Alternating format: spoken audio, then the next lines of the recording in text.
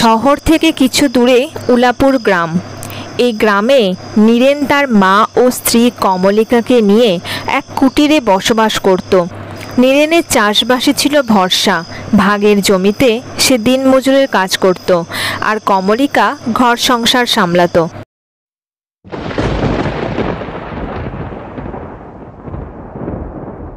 হায় ভগবান, যা মেঘ গর্জন করছে! ছেলেটা তো এখনো বাড়িতেই ফিরল না। এই মেঘ গর্জন করলে আর কেউ বাইরে থাকলে ঘরের মানুষের যে কি চিন্তা হয় তা ঘরের মানুষই বোঝে। বৌমা, ও বৌমা, বলি তোমার রান্না হলো? এদিকে ছেলেটা এখনো ঘরেই ফিরল না, কি যে চিন্তা হচ্ছে। হ্যাঁ মা, এই তো মশলাটা বেটে তরকারিতে দিলাম, আর কিছুক্ষণের মধ্যেই রান্না হয়ে যাবে। চিন্তা করবেন না, ও ঠিক ঘরে ফিরবে। হ্যাঁ, তাড়াতাড়ি ফিরলেই বাঁচি। যা জোর মেঘ গর্জন করছে আর বিদ্যুৎ চমকাচ্ছে, এখনই মনে হয় বৃষ্টি নামবে। যাবার সময় মনে করে ছাতাটা দিয়ে দিয়েছি, যদি বৃষ্টিও হয় ছাতা নিয়ে ঘরে চলে আসবে। হায় হায় রে, বৃষ্টিতে মনে হয় পুরো ভিজেই যাব। যা জোরে বৃষ্টি পড়ছে, জোরে জোরে পা চালাই, ঘরে ফিরতে হবে তাড়াতাড়ি।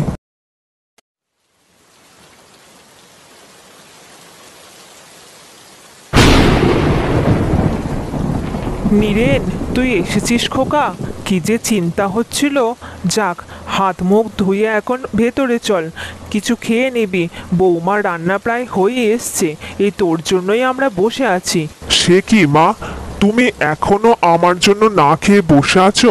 কতবার বলেছি তোমার বয়স হচ্ছে, রান্না হয়ে গেলে তাড়াতাড়ি খেয়ে নেবে। মায়ের মন তুই কি করে বুঝবি খোকা? চল, আর দাঁড়িয়ে না থেকে ভেতরে চল। সেই কোন সকালে মাঠের কাজ করতে বেরিয়েছিস। রোজ রোজ নিরামিষ তরকারি আর সাদা ভাত, এভাবে কি আর ভালো লাগে নাকি?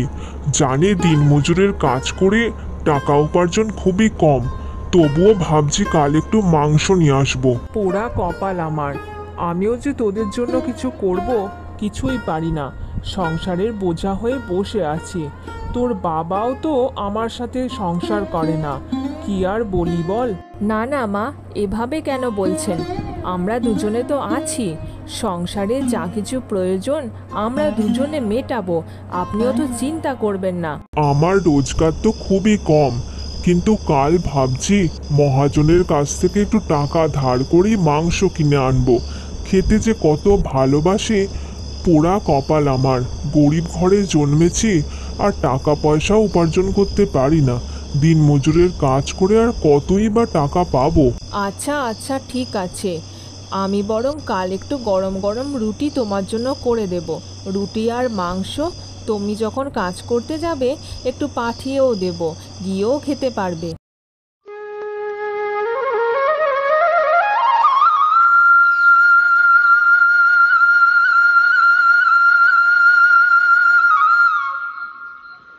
বুঝলে গিন্নি, আমরা গরিব মানুষ, ভালো মন্দ খাওয়া সত্যিই আমাদের স্বপ্ন। আজ অনেক দিন পর মাংস খাবো, এটা ভেবেই যে কি আনন্দ হচ্ছে। আনন্দ কি তোমার একার হচ্ছে নাকি? আনন্দ তো আমাদেরও হচ্ছে গো। কতদিন পরে আমরাও একটু মাংস আর রুটি খাবো। দাঁড়াও, আমি এই চিড়েটা ভালো করে চেলে নিই, তারপর তোমার রান্না করে দিচ্ছি। আচ্ছা আচ্ছা গিন্নি, একটু তাড়াতাড়ি করো, আমার আবার আজকে অনেক কাজ আছে। হ্যাঁ গো হ্যাঁ, এই তো আমার প্রায় হয়ে এসছে। এটা হলেই রান্না চাপিয়ে দেব। সকাল থেকে কি কমটা কাজ থাকে নাকি? শুধু তো রান্না করাটাই দেখতে পাও। কি আর করব কমলিকা, মোটা টাকা রোজগার করলে আজকে আমাদের এরকম কষ্ট করে সংসার চালাতে হতো।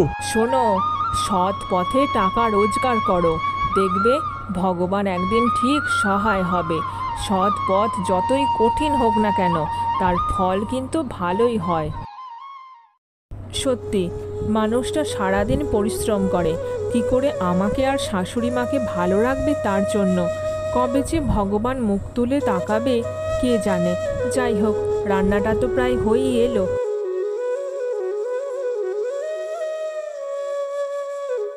ভালো কিছু রান্না করে দিতে পারলে আমারও যে কত আনন্দ হয়, সত্যি বলে বোঝানো যায় না। এই নাও, এই ব্যাগে তোমার জন্য গরম গরম রুটি আর মাংস টিফিন বাটিতে ভরে দিয়েছি। সময় করে কিন্তু খেয়ে নিও। আর শোনো, বাইরে যা গরম, ছাতা নিয়ে যেতে ভুলো না কিন্তু। তুমি বলো তাই ছাতা নিয়ে যাই, না হলে আমাদের মতো দিনমজুরদের রোদ ঝড় বৃষ্টির সাথে লড়াই করেই তো কাজ করতে হয়। অত শত বুঝি না বাপু, ছাতাটা নিয়ে যেতে বললাম, মনে করে নিয়ে যেও। এরপর নীরেন কাজের উদ্দেশ্যে রওনা দেয়।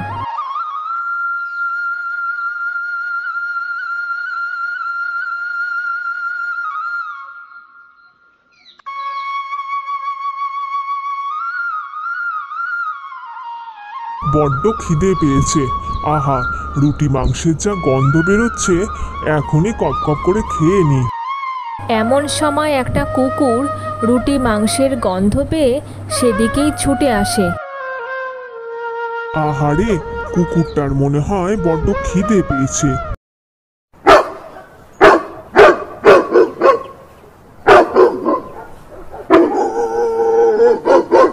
না, এই যা রুটি মাংস আছে, এই কুকুরটাকেই বরং খেতে দিয়ে দিই।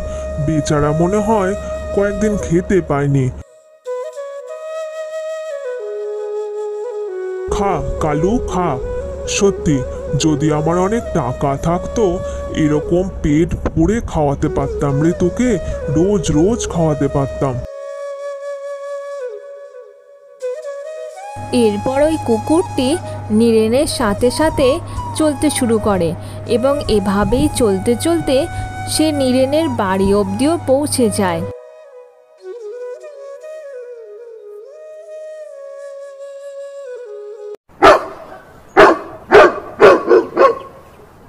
দাও দাও গিন্নি, নারকোলটা কুড়িয়ে দাও।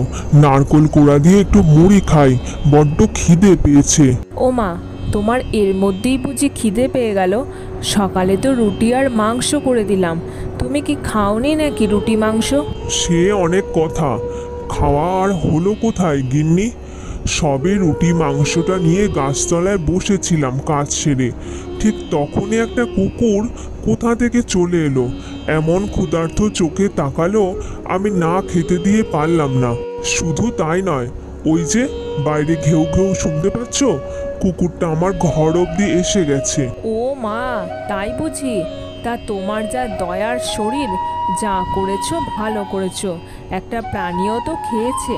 দাঁড়াও, আমি তোমাকে তাড়াতাড়ি নারকেলটা কুড়ে দিই। হ্যাঁ হ্যাঁ, দাও। খেয়ে ভাবছি মহাজনের কাছে যাব। কুকুরটা যদি এখানেই খায়, তারও তো খাওয়া দাওয়ার ব্যবস্থা করতে হবে। সেই জন্য একটু টাকা ধার চাইতে যাব।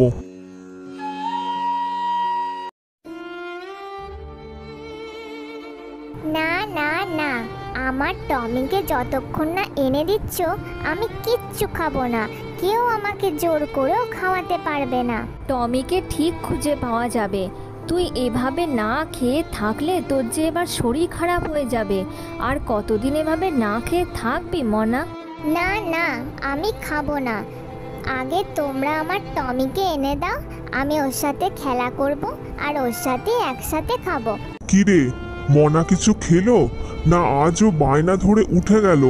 কত লোক দিয়ে খোঁজাখুঁজি করছি যাতে টমিকে খুঁজে পাওয়া যায়, সেই কুকুরছানার তো কোথাও পাত্তাই নেই।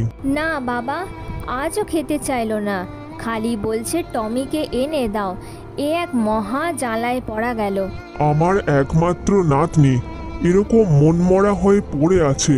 আমার যে নিজেরও কোনো কাজে মন বসছে না। কিছু একটা করো বাবা, তুমি তো এ গ্রামের জমিদার।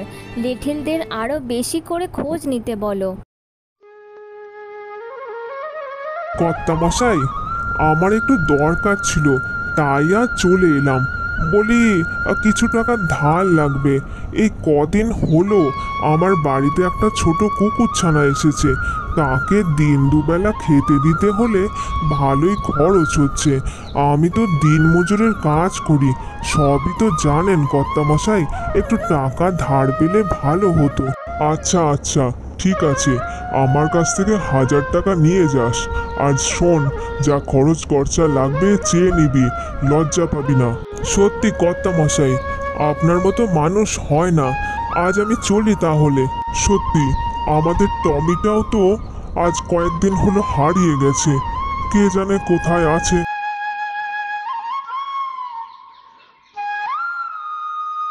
নীরেন দাদাদের বাড়িতে গিয়ে একবার দেখে আসি। কাল বাবার কাছে শুনলাম ওদের বাড়িতে নাকি কদিন হলো একটা কুকুরছানা এসে থাকছে। তোর প্রতি একটা অদ্ভুত টান জন্মে গেছে কালু। তোর খাওয়া পড়ার কোনো অভাব হবে না, দুবেলা দুমুঠো ভাত পেট ভরে খেতে দেব।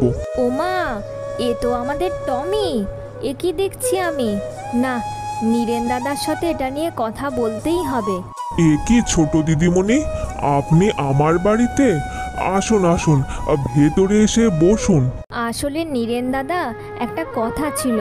বাইরে যে কুকুরটা আছে ওটা আমার মেয়ের সবচেয়ে কাছের খেলার সঙ্গী টমি।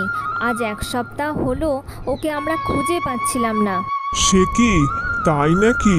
তাহলে তো কুকুরছানাটাকে আপনাদের বাড়িতে দিয়ে আসতে হবে। তবে হ্যাঁ, এই কটা দিন থাকতে থাকতে আমাদের ভারী টান পড়ে গেছে। সবই বুঝছি নীরেন দাদা, কিন্তু টমিকে ছাড়া আমার মেয়ে কিছুতেই খেতে চাইছে না। খালি বলছে টমিকে এনে দাও, ওর সাথে খেলা করব। চিন্তা করবেন না ছোট দিদিমণি, আজকেই আমার স্বামী ওই কুকুর ছানাকে আপনাদের বাড়িতে পৌঁছে দিয়ে আসবে। দাদু দাদু, জানো নীরেন কাকা টমিকে খুঁজে এনেছে।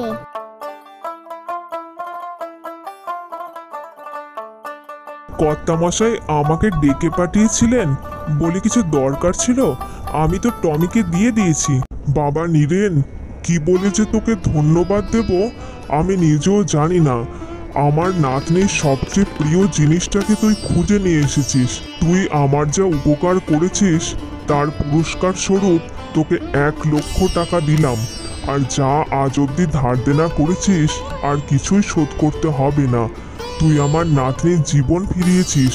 ওকে ছাড়া ও খেতেই চাইছিল না। এরপর নরেন ওই 1 লক্ষ টাকা দিয়ে একটা ভালো পাকা বাড়ি তৈরি করে সুখে শান্তিতে মা আর স্ত্রীর সাথে বসবাস করতে শুরু করে। আমার কার্টুন চ্যানেলে আপনারা যারা সবাই কমেন্ট করেছেন তাদের সবাইকে অসংখ্য ধন্যবাদ। আপনাদের সবার কমেন্টগুলো আমি ভিডিওর শেষে তুলে ধরলাম।